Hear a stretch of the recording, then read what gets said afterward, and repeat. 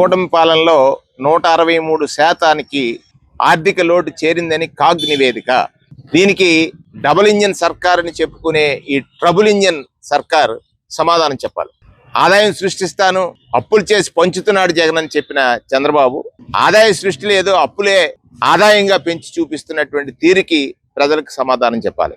జవాబుదారీ పాలన, ప్రజారోగ్య రక్షణ కోసం 5,000 కోట్లు ఆసుపత్రులు ఖర్చు చేయకుండా వారు తీసుకున్న నిర్ణయం ఏదైతే పీపీపీ విధానంతో హాస్పిటల్ ప్రైవేటైజ్ చేయాలనేటువంటి విధానం చూసినా చంద్రబాబు నాయుడు గారి తీరుని రాష్ట్ర ప్రజలందరూ గమనిస్తున్నారు. ఎందుకంటే ఒక రాజ్యాంగబద్ధమైనటువంటి కాగ్ ఇచ్చినటువంటి నివేదిక, నిత్యం అబద్ధాలు, జగన్మోహన్ రెడ్డి గారిపై నిందలు.